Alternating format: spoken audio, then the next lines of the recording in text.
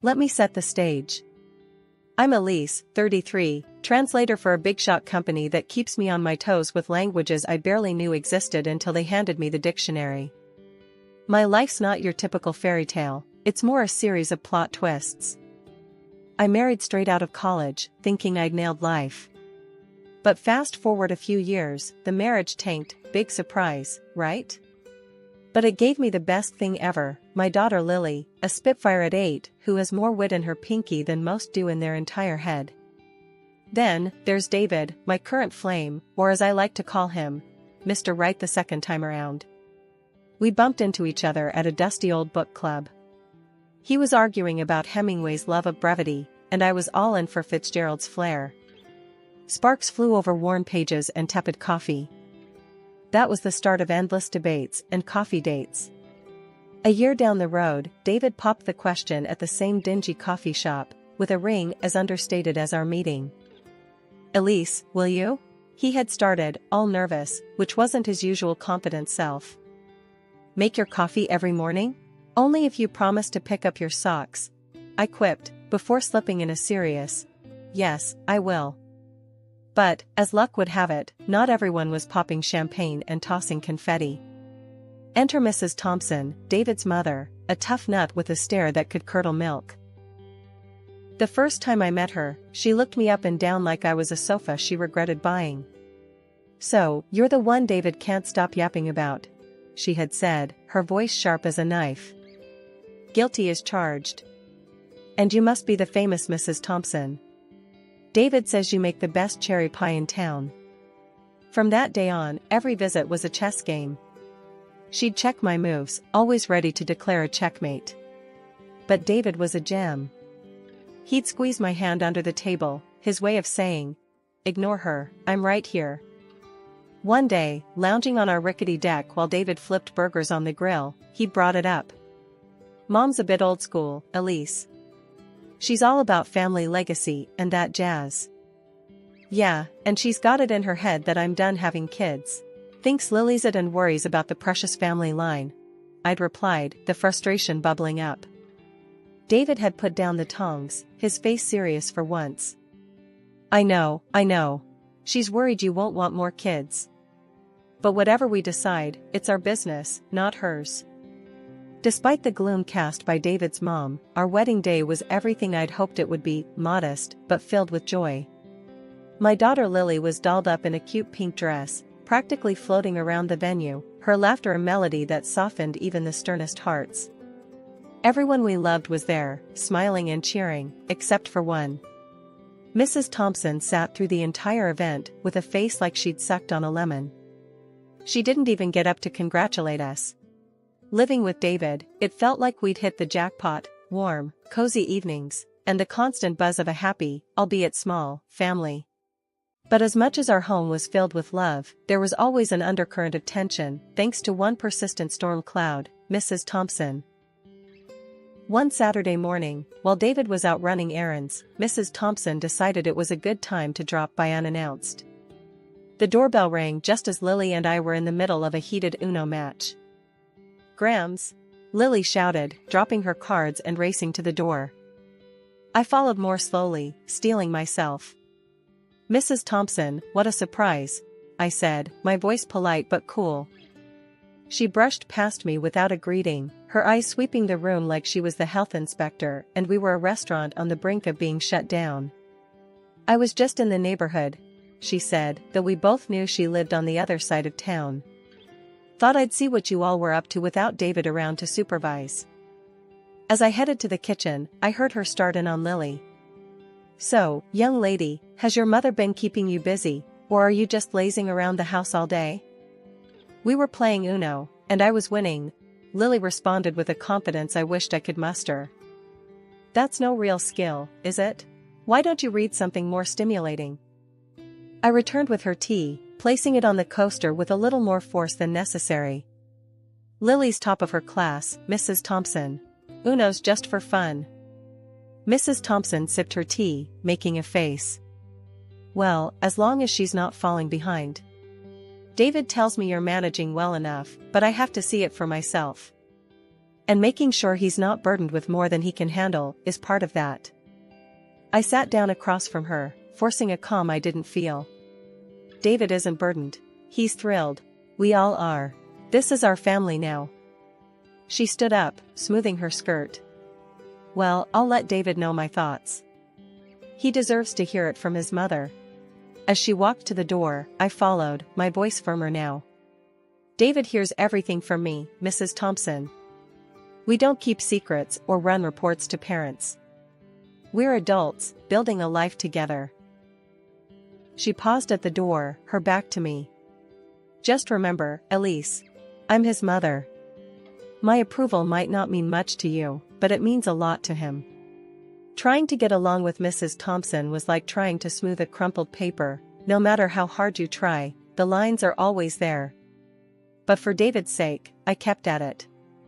One evening, I decided to host a dinner. Nothing fancy, just a casual thing to maybe melt some of that ice. I'm making your mom's favorite tonight, cherry pie. Think it'll win her over? I asked David as he helped me set the table.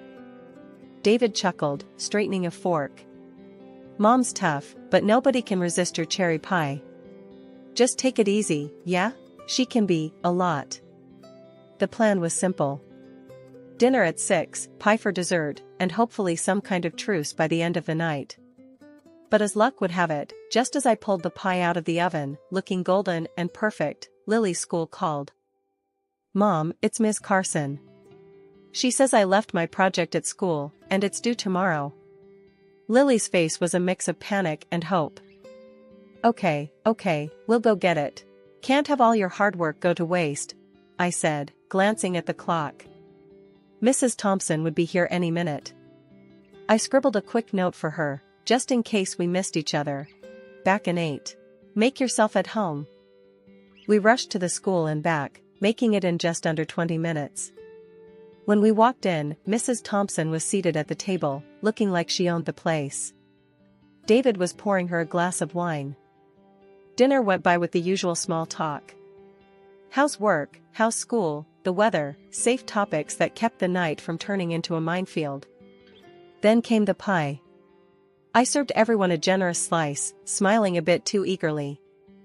Hope it's as good as you remember, Mrs. Thompson. We all took a bite, and immediately, Lily's face scrunched up. Ugh, Mom, this tastes weird. Confused, I took a bite myself.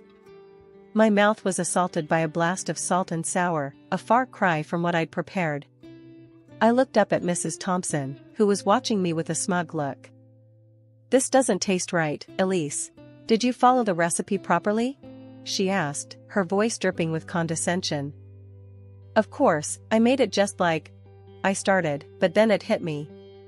She had been alone in the house. My eyes narrowed. David, noticing the tension, jumped in. Maybe it's just a bad batch of cherries? Let's not sweat it. How about we order some pizza instead? Sounds great, I managed to say, my eyes still fixed on Mrs. Thompson. After David went to order the pizza, Mrs. Thompson leaned in close and whispered, maybe next time you'll think twice before leaving me alone in your kitchen. I was stunned. She had actually sabotaged the pie. I kept my cool, though. Is this how you want to play it? Just making sure you know where you stand, she hissed back. The rest of the evening was a blur. Pizza came, we ate, and Mrs. Thompson left soon after, not a word about the pie. David seemed oblivious, happy even that we'd managed to salvage the night with takeout.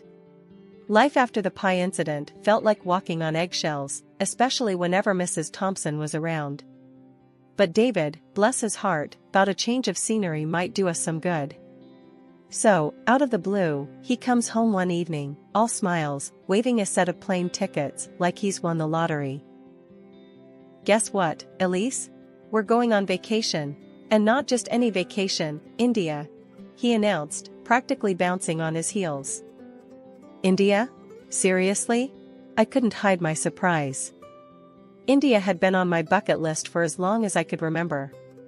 But what about, your mom? David's face fell a bit, then he shrugged. Well, she's coming too. Thought it'd be good for all of us to spend some quality time together, bond a bit.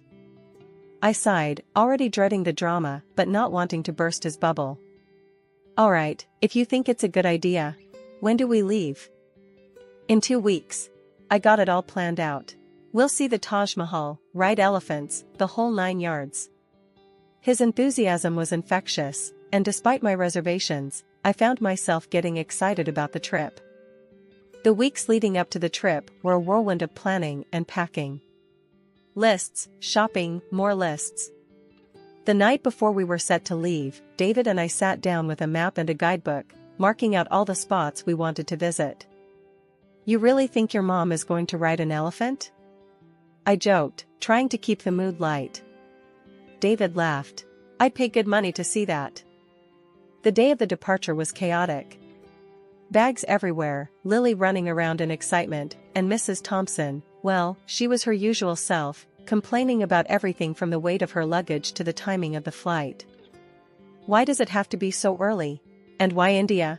It's so far and exotic, she grumbled as we loaded up the car. Mom, come on, it's an adventure. Elise has always wanted to see India. We're going to have a great time, David tried to reassure her, giving me a wink. At the airport, Mrs. Thompson's mood hadn't improved.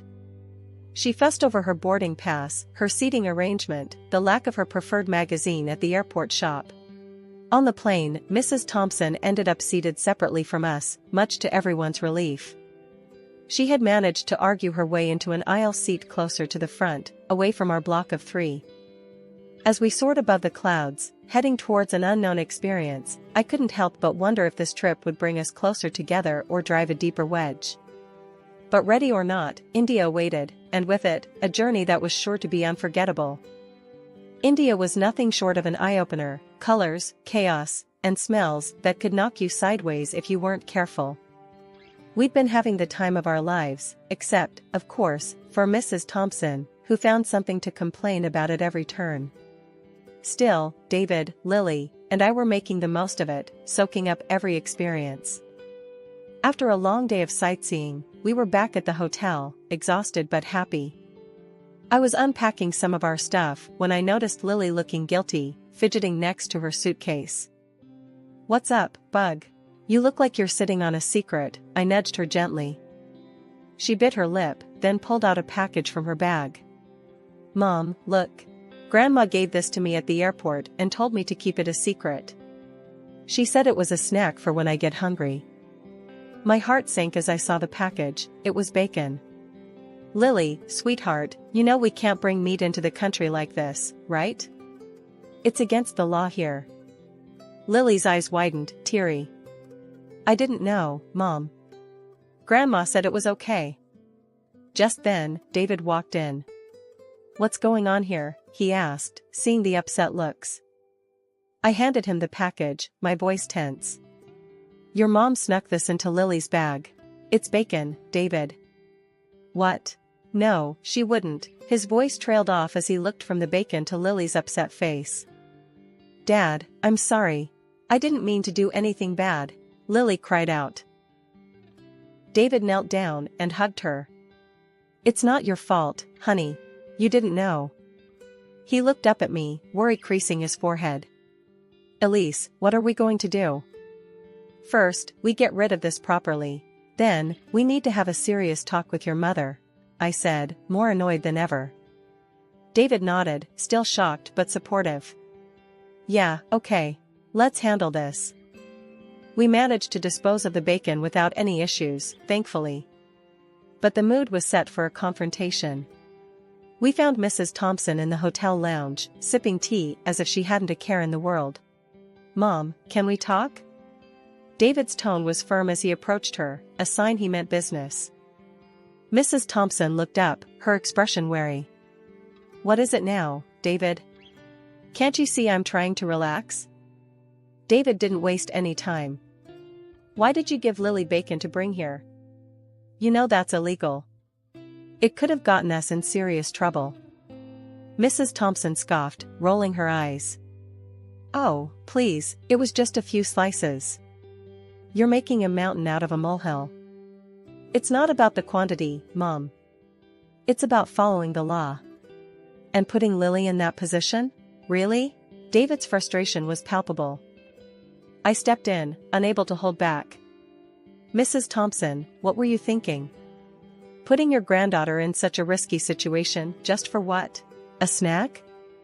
She bristled, defensive. I was thinking of my granddaughter, unlike you, who drags her halfway across the world to places like this. That's enough, Mom. You're not making any sense, and what you did was wrong. Plain and simple, David cut her off. The conversation went around in circles for a while, with Mrs. Thompson refusing to see reason. But David stood his ground, and I couldn't have been prouder. Later that night, in our room, David apologized for his mother's behavior again. I'm sorry, Elise. I never thought she'd go this far. It's not your fault, David. But we need to be more careful with her. Who knows what else she might pull, I said, the day's events weighing heavily on my mind. David nodded, pulling me close. We'll handle it, together. No more secrets, no more sneaking around. We're a team, right? Right, I agreed, feeling a bit better knowing we were in this together. Still, as I watched Lily sleep peacefully, unaware of the storm her grandmother had almost caused, I knew this trip was going to be more than just a vacation. It was a test of our family's resilience. Our trip to India turned out to be way better than I feared. We saw incredible places, and even Mrs. Thompson kept her cool, which made me think maybe I had been too harsh on her. By the end of our trip, I was almost relaxed about her being around us. Maybe, just maybe, we could all get along after all. The day we were to head back, everything seemed smooth. We were at the airport, luggage in tow, checking off the last items from our travel list. That's when Lily tugged at my sleeve, her face scrunched up a bit. Mom, I need to go to the bathroom, she whispered. Sure, sweetie. Let's go, I replied, turning to Mrs. Thompson. Could you hold my bag for a minute? She smiled, a bit too sweetly. Of course, dear. Handing over my bag, I led Lily to the restroom, thinking nothing of it. When we came back, Mrs. Thompson was standing there, a triumphant smirk playing on her lips as she handed back my bag. Thanks, I muttered, but something about her expression set off alarms in my head. I didn't dwell on it, just handed the bag to David. Here, can you take this through? My hands are full. Sure thing, he said, slinging it over his shoulder as we headed to the security checkpoint. Lily and I passed through first, easy and clear. I waited on the other side, watching as David placed the bag on the conveyor belt. That's when everything went sideways. The security officers at the monitor started whispering urgently, pointing at the screen before motioning David aside. 2 more officers approached, their faces stern. What's going on? I called out, stepping closer, but a security officer held up a hand to stop me. Ma'am, please wait here, he said. Panic clawed at my chest as I watched them talk to David, his face growing paler by the second. Then, without warning, they escorted him to a small room off to the side. Mrs. Thompson rushed over and grabbed my arm, her earlier smugness replaced by concern. Elise, what's happening? Why are they taking David? I pulled my arm away, keeping my voice steady, despite the chaos. I gave him my bag to carry through the scanner. They found something in it, something that shouldn't have been there. Her eyes widened, and for a second, I saw fear flicker across her face. Without another word, she tried to follow the officers who took David, but the customs officials stopped her. That's when she lost it, her composure cracking like thin ice underfoot. It was me. I did it. I put those things in her bag, she shouted, trying to push past the officers. The officers, now alert to a deeper issue, brought her back to where I was standing. They started asking rapid-fire questions. It was then that Mrs. Thompson broke down completely, crying and shaking as she confessed. While Elise was with her daughter, I put the money and medicines in her bag, she sobbed, her voice echoing in the busy airport. I wanted her to get caught, to be held back here while we went home. I couldn't believe what I was hearing. It was one thing to suspect your mother-in-law didn't like you, but another to hear her admit to framing you. The customs officers took us all aside to sort through this mess. As we stood there, with officers buzzing around, taking notes, Mrs. Thompson turned to me, tears streaming down her face. "Elise, I'm so sorry. I thought if you were out of the picture, David would come back, that he'd realize his mistake. But I was wrong, so wrong. Please, can you forgive me?" I stared at her, feeling a mix of anger and pity. "You didn't just make a mistake. You almost ruined our lives." The officers had listened to everything, and after confirming the story with the surveillance footage, they decided to release David. He came back to us, his face a mask of shock and relief. When he saw his mother in handcuffs, something inside him seemed to break. "Mom, how could you?" His voice was barely a whisper, but it cut through the noise around us like a knife. "I wanted to protect you," Mrs. Thompson cried, trying to reach out to him. The police took Mrs. Thompson away to process her for the crimes she admitted to, leaving us in a bubble of stunned silence. As we headed to the gate to catch our rescheduled flight, I leaned on David, the events of the day replaying in my mind. His mother's actions were unforgivable, and as we walked, a plan began to form on how we would move forward, how we would rebuild the trust and safety that had been so severely shattered. Back home, the silence of our living room felt like a stark contrast to the chaotic noise of the airport police station. David and I sat with cups of tea that had long gone cold, the events of the past few days settling around us like dust after a storm. David broke the silence first, his voice low and weary. "I can't believe she'd go that far, Elise. I'm sorry you had to go through all that because of her." I looked over at him, seeing the strain in his eyes. "It's not your fault, David. But we do need to think about how we move forward from here. We can't let this slide." "Yeah, I know." He leaned forward, resting his elbows on his knees. "The lawyer mentioned a restraining order might be necessary. Given everything, I think he might be right." It was a tough pill to swallow, the idea of legally barring his mother from our lives, but it was a measure of the severity of her actions. It would give us peace of mind, at least. She needs to understand the consequences of her actions, legally and personally. David nodded, rubbing his face with his hands. "Yeah, I'll call him tomorrow. Get it started. It's just hard, you know? She's my mom." I reached out, taking his hand. "I know she is. And this doesn't mean you don't love her. But we have to protect our family, David. We have to protect Lily." A few days later, the restraining order was in place. It was a surreal feeling, knowing that it had come to this. When David told Lily, he did it in a way that was gentle, but honest. "Grandma made some very bad choices, and for now, we need to make sure we're all safe," he explained to her. Lily nodded, her understanding far beyond her years. "Is Grandma going to be okay?" she asked, her small voice full of concern. "We hope so, sweetheart. We hope she gets the help she needs," I added, pulling her into a hug. Life started to settle into a new kind of normal. The days passed with fewer worries about unexpected disruptions, and slowly, the tension began to ease from our shoulders.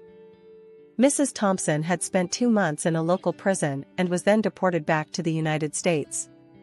The image of her, desperate and broken, was stark, but it was her actions, not mine, that led us here. Days passed, and the ripple effects of Mrs. Thompson's actions were felt throughout our wider circle of family and friends. People who had once been fixtures in our lives began distancing themselves from her. Her betrayal wasn't just personal, it was profound, affecting everyone connected to us. She lived alone now, isolated by her own deeds. It was a harsh reality, but a self-inflicted one. One evening, as we sat watching a movie together, wrapped in blankets and sharing a bowl of popcorn, David paused the movie and looked over at me. "Elise, I've been thinking a lot about everything that's happened. And I just want to say thank you. For being so strong, for being the rock for this family." I smiled, leaning into him. I do it for us, for all of us. Because that's what you do when you love someone, you stand by them. As we resumed the movie, I looked over at Lily, her eyes heavy with sleep, safe in the knowledge that she was loved and protected. Reflecting on everything, I realized that family isn't just about the good times. It's about who stands with you during the trials, who holds your hand when the path gets rocky.